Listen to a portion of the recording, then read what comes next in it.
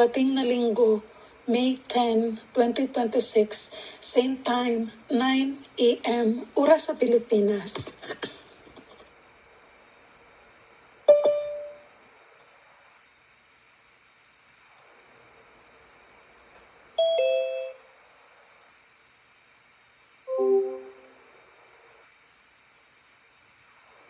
Hindi ka marinig, Brother Nars. Ay, sorry. Na-off ni MJ. Ibig sabihin yan. Meron bang gusto magpaliwanag?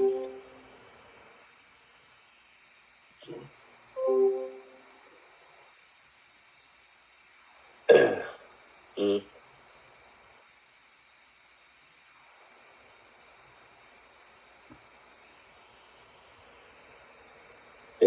Sinong gusto magpaliwanag?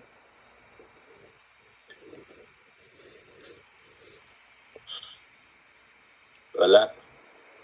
Wala, Brother Nars. Yoko. Di kayo manalo sa scatter kung ganun.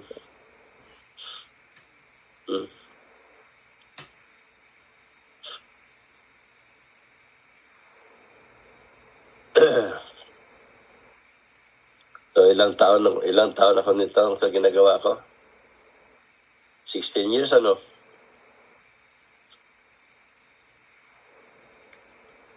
Mahaba din yun, 16 years.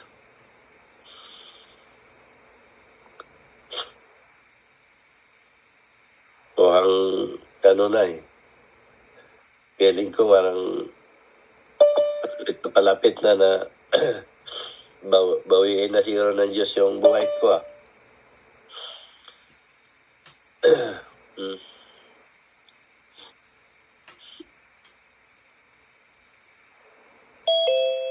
Gusto na niya pa tunayan sa tao ba na tunay ko talaga siyang kausap. Kasi yung narinig ninyo lahat, totoo yan. Lahat, totoo yan talaga. Masigit pa nga siguro yun.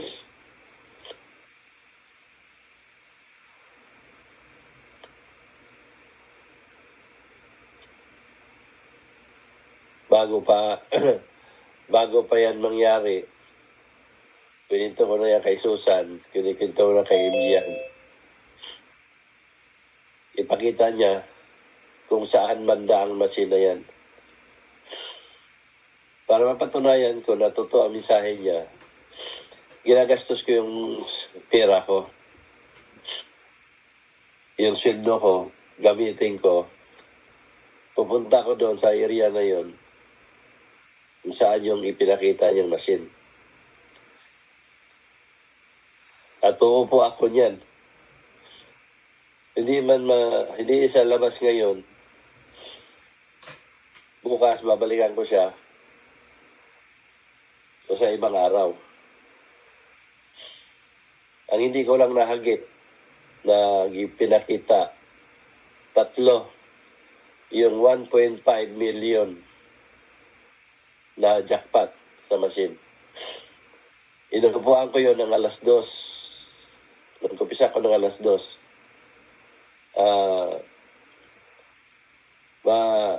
Isang oras ako nakaupo. Hindi lumabas ang grand. So, umalis ako. Nagpunta ko CR. Umikot ako. Nanood sa mga table. Alas 4, bumalik ako. Pagbalik ko mismo, lumabas na yung 1.5 million na babae ang nakaupo. Yung machine na yun talaga. Sabi ko, sayang, malis pa ako. At saka yung taya niya, yun taya ako. So, hindi talaga para sa akin yun. Meron pa isa. Pinakita din sa akin. Yung machine na yan, pag mga ganyan, nagtabi-tabi yan, minsan 4 na machine yan, talikuran. Kung saan yung machine na pinakita, yun talaga, doon talaga siya. Yung isa naman, 4 na machine din yun, bali 8-8, talikuran. So, pinakita sa akin yung machine na yun. Ang brand noon, 152,000. So, pagdating ko, inupuan ko, pumunta ako, mayroong babaeng nakaupo. So, ang ginawa ko, umupo ako sa tabi, kasi doon nakaupo sa machine na yun. So, naglaro ako,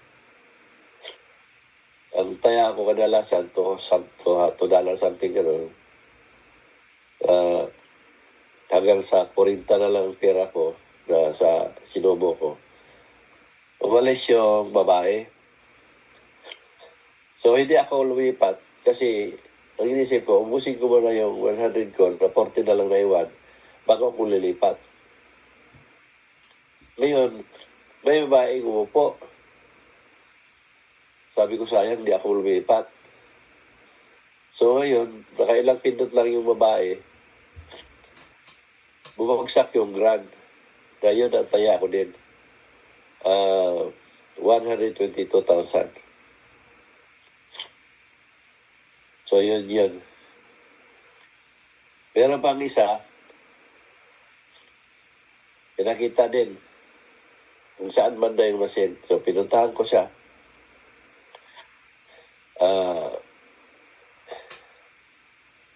Parang dalawang oras yata ako po. Hindi siya lumabas. So ang ginawa ko, lumipat muna ako sa tabi. Paglipat ko sa tabi, may upo yung babae. Nagsubo ng 20. Nakailang pindot lang siya kasi ang taya niya to 40. Yun din yung taya ko. Bumagsak yung 7,000 ng double. So naging 14,000 ang granon. So yun yung hindi ko nakuha, nahagip. Pero sa the rest na nakuha ko, yun yung tituro talaga niya kung saan yung mahulog na grant na ipakita talaga ng Diyos. So lahat na yan, ang nalaki ko talaga doon, meron akong 90,000, merong 52,000, merong 8,500, may 6,000, meron din akong 5,000. So, malimit yan, magbibigay siya ng saan may lalabas. Pag malapit ng krusada, pag may krusada ako, talagang meron niya. Kaya sa mga 10 siguro o 12 o 11 ang hindi ko na na gusto. Pero meron ako mga 10 talaga. Yun nga, yung iba maliliit.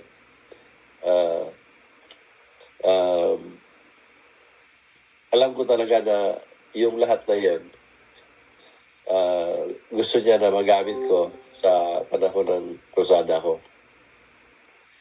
Kaya kalimitan, mangyayari yun pag malapit na ang uwi namin. Minsan lang nangyari yun na umuwi kami ng hindi ako nanalo. Pero pagbalik ko, nanalo. So, nabalik din yung ginastos namin. So, the rest, ang ibang pera, nasa kanila din. Bumalik din sa kanila. Kaya nga, yung laro ko doon, nasa roulette ako, ilipat ko sa machine. Kasi wala akong maraming pera para maruan ko yung machine na pinapakita. Sa dami ba noon, thousands ang machine sa loob. Paano ko malaruan lahat yun? Kung wala akong pera. So, ang gagawin ko, doon muna ako sa roulette. Kasi sa roulette, alam ko kung saan talaga siya lulundag ang bola. At paano, talagang nakakuha ako. At yun yung ilaro ko sa machine na ipapakita. Kaya nung sinundan na pala ako nung sa casino, ang sabi nila, ikaw pag naglaro ka, kung saan ka napunta. Sinundan na pala ako noon. So, yun. Pag maubusan ako sa machine, babalik ako sa roulette. Ganun ang style ko. Tapos, pag naubusan ako sa machine ulit, balik ako sa roulette. Ganun ang ginagawa ko. So, kumbaga umiikot lang yung pera. So, ito mga nangyayari na to, yan yung nakikita na tunay talaga akong makakita at may Diyos na akong kausap. Kasi may Diyos na nagtuturo sa akin. May nagsasabi ang Diyos eh.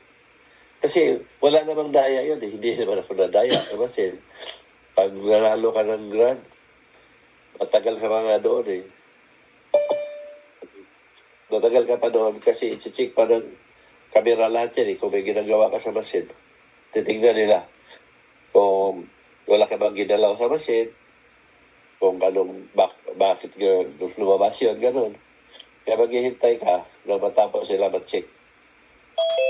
Bilang staff na sanalasan kasi i-check pa nila kamera kung kailan ka dumating, gaano ka nakatagal maglaro, ganun ang ginagawa nila. So ngayon, imposible naman na makarami ako ng grant. Marami sila sa inyo, mayroon na sa inyo ng casino. Kailan lang ako ng casino? Palagay na lang natin, 10 years. 10 years o simula nung umpisa ako. Hindi ba ako ng casino pa kagad eh. Matagal pa eh. Alam ko na yung casino pero hindi ako nag-laro noon. So, yun nasabi ka ng Diyos, kung ano na sa isip ko. Kasi inisip ko kasi noon, pag nag-casino ako, kahit pa paano, baka manalo ako. So, yun nga, nag-umpisahan na kagad yung pinapakita niya. Ang unang mga pinakita niya, yung mga number sa roulette, pagpasok ko, kung ano yung ipakita niya, yun yung tatayaan ko. Lumalabas talaga. Yun yung mga una. Sumunod nung ipakita niya yung machine kung saan yung mga igra na lalabas. So, palagay na lang natin na malinaw ang 10 na meron. Kung wala kang kausap na powerful na sasabi ko Diyos makakita talaga at ipapakita sa akin, imposible naman na manalo ko ng gano'n saksis, karami, 10 grand. Sino sa inyo ng casino, kung nanalo ba kayo, marami akong kilala. Matagal na ng casino. Hindi nanalo ng gano'n. May isa, dalawa. Yun. Pero ako, gamot ako ng 10 o higit pa. Sa grand lang yun sa machine hindi ko pa sinama yung sa roulette. Kasi sa roulette, meron kumakabig ako minsan. Tandaan na po na ko, makakabi ako ng 7,000, 6,000, 5,000. Yun yung ilipat ko rin sa machine. Para maano ko yung pinapakita ng grand. Para akong nag-i-enjoy sa loob. Yun yung nakita sa akin ng casino na kaya lalo na pag sabi ko, Miss Fred, malapit na ang kursada natin. Wala pa tayong pera. Ayun, pagkita niya kasi kung saan yun. So bago kami pag malapit na ang uwian, ayun yan. Papakita niya kung saan yun. Kaya na yun, balikan ko. Ngayon yung ang lahat talaga may purpose. Ngayon, pag may sinasabi nila kasi kung para mabigyan naman natin ng pagregalo yung mga nagsishare, nabigay ng flyer, tulad nung nabigay ko sa may mga tarpaulin. Yun. Nagbigay talaga siya. Pakita siya ng masi kung saan yun. Banda. Kaya sinama ko si Susan, si MJ, para maging saksi sila. Yung sabi ko MJ na, iba si Papa mo, huwag mo itong gayahin. kasi maubos ang pera mo talaga dito sa casino. Kinama ko si MJ. Pag ano na, talagang sinasabi ko na, yun yung lalabas na number habang umiikot. Sabi na MJ, alam mo talaga, sabi ni MJ. Si MJ, saksi yan, pati Susan, saksi niya. Ngayon, habang umiikot din yan, pag wala akong taya, o kahit may taya ako, umiikot pa na maraming beses ang bola. Sinasabi ko na sa kanila, alam mo kung ano number na labas, ito yun. Pagulat sila, yun talaga ang lalabas. Kasi, pag lumit na, ipapakita na Diyos sa akin kung ano yung number na lalabas. Sa dami ba yan, 37 na number. Masasabi ko na iisang number na yun doon sa bumagsak ang bola. Marami na saksi sa akin yan. Kasi Susan at si MJ, sila ang nakasaksi. So, hindi ko alam kung paano nila intindihin yung mensahe. O si Susan, nagpabago ba talaga siya sa paniniwala niya? Bago ba siya sa sarili niya? Kasi isa ito sa basihan na may Diyos talaga sa buhay natin. Kaya tayo talaga magbago sa gusto ng Diyos na para maligtas ka. Kasi kung hindi mo gagawin yun, nandiyan na nga sinubo na sa'yo, tapos gano'n pa rin ang pagkatao mo, wala nga magawa ang Diyos doon. Tulad sa inyo, isinishare ko na sa inyo. Ngayon, malinaw naman doon na sinasabi natin na Diyos lang nakakaalam. Bukod doon sa casino na sinasabi ko sa inyo, yung mga trahedyang pinupost ko bago pa nangyari, yung mga kasalanan ng tao na masabi ko, kasalanan ninyo, gawain ninyo, kahit patay na, nasabi ko kung ano yung kinamatay at anong gawain. Boses ko mga pagaling, nandiyan na lahat. Tapos, hindi pa rin yung magawa magbago. Wala na magawa ang Diyos dahil isinusubo na sa iyo masigit pa. Isipin niyo mabuti yun. Di ba? Kahit sino, kahit i-verify niyo sa casino, makita naman yun doon yan. Talagang kung ano yung sinabi ko, baka kulang pa nga siguro yun. Makikita nila doon ang record. Kaya nga ako naban Kasi alam nila talaga na makakita ako. Kasi wala pang maglalaro na maglalaro ng gano'ng karami. Sipin nyo yun. Dito sa mga pangyayaring ito, pinatunayan na Diyos. Kaya sabi niya, i-share mo sa mga tao. Kasi isa yan sa mga himala na nangyari sa buhay mo. Ang lahat ng yan may purpose. Kasi paano ko mga magkapanan, itong ginawa ko, kung wala ako, kasi sabi ko, kano ba sweldo ko? Yun naman pagtaya ko nun, di ba ako tataya ng malalaki. Ang taya ko, yung 90 ko, ang taya ko lang naman doon, 180 cents lang naman yun, $1.80. Yung 52, ang taya ko doon, $2.40 lang yun. Meron akong taya na $1. Wala akong taya malaki. Yung taya ko na 7.5, ang taya ko doon, 50 cents lang. So, yung 7,000 ko, ang taya ko doon, $3 lang. Yung taya kong 5,000, ang taya ko doon, 120 lang. Yung ganun ba? Kaya hindi ako matalo ng malaki kasi wala na akong pera talagang ganun. Kaya yun lang ang taya ko. Pero bakit? Nakukuha ko yun. Kasi yun ang sinasabi ng Diyos ipakita talaga niya. Yung machine talaga na yun, ipakita niya talaga. Kaya yun ang pupuntahan ko. Ngayon, kung wala akong Diyos na kausap, Walang Diyos na nagsasabi. Mangyari yun, hindi ko talaga magawa yun. At hindi mangyaring manalo ako ng run. Nadami ba ang machine yan eh. 1,000 ang machine sa loob ng casino.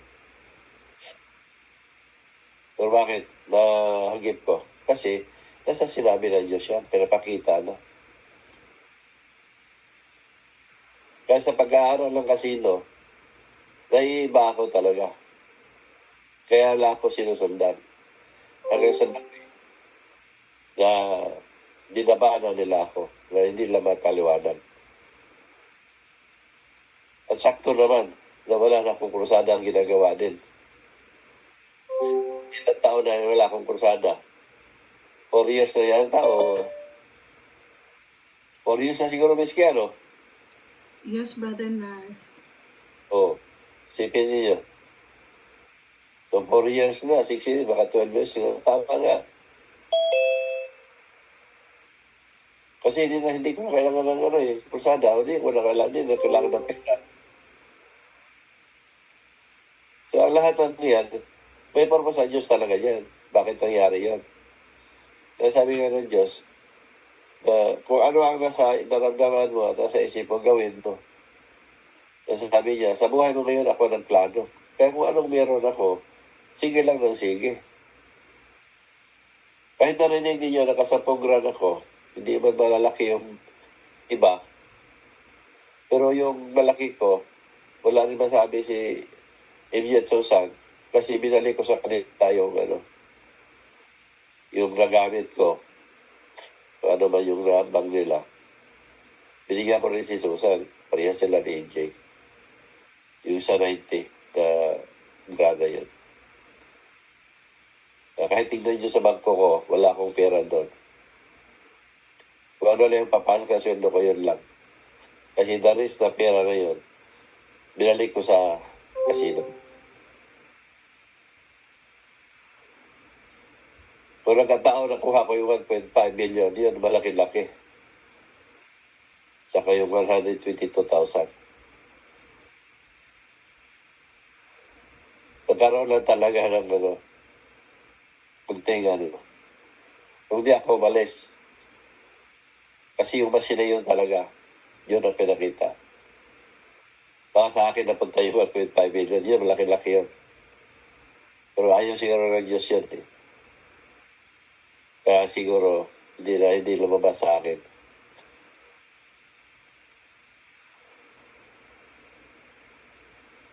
Sino sa inyo ang naglaro dyan ng casino? Siya? Ako yan ang dati ako, kuya. Slot machine. Doon na nanonood mo, kuya, sa may Star City. Natalo ko sa slot machine, kuya. Laki ng pera na wala. $200. Talaga, yan ba yan? Talaga. Nawala pa yung $50 ko doon. Ano kayo? Talo. Talo, kuya. Ubusin na ang pera nyo doon. Kasi, bakit subok ko na yan? Kasi kaya nga, pag wala na, yung pera ko, 160 na lang.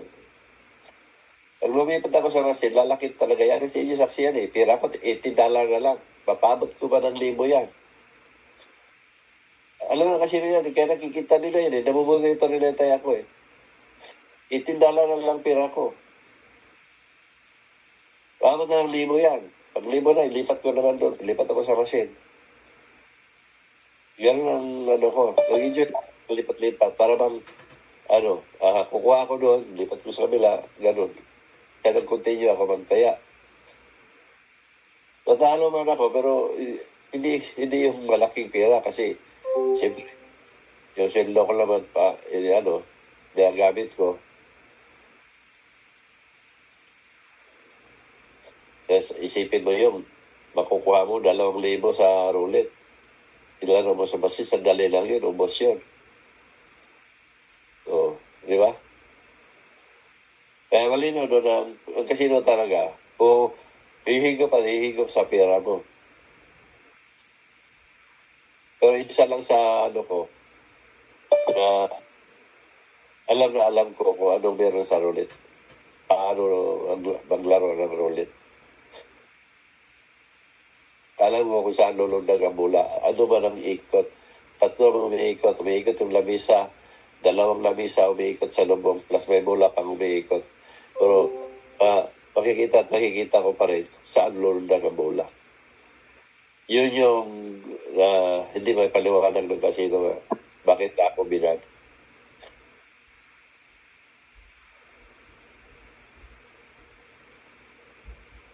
Kaya sabi ko sa inyo, noon pa, meron na pala ako noon kasi napahinto ko nga yung roulette sa Cagayan de Oro sa pista. Napahinto ko yun dahil isa lang ang umiikot doon. Ito tatlo sa casino. Yun sa peryahan, isa lang ang umiikot. Pero nakukuha ko talaga kung saan siya hihinto. Kaya tinigil yun, ayaw na akong patayin. Nung nag-operate sila uli, ayaw na akong patayin.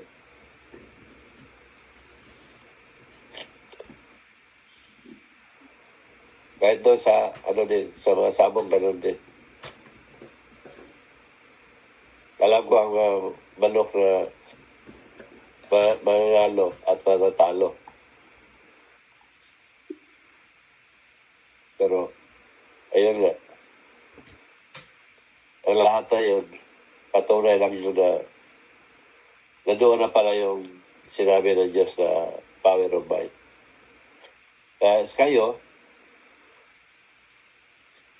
na nakakaalam at nakakarinig, may purpose lahat. May purpose ang lahat ng Diyos dito. Pinatunayan niya talaga na kausap ko ang Diyos, kaya nagagawa ko yung lahat at nangyari ang lahat. So, nasa inyo na kung paano ninyo yan tanggapin, paniwalaan. Nakikita na ninyo yan saan talaga kung ano nagagawa ko. Tapos, sa sarili niyo mismo, kung paano niyo baguhin ang mga sarili ninyo. Dahil malinaw naman na doon na may Diyos akong kasama. Kasi may Diyos na nagsasabi sa akin talaga.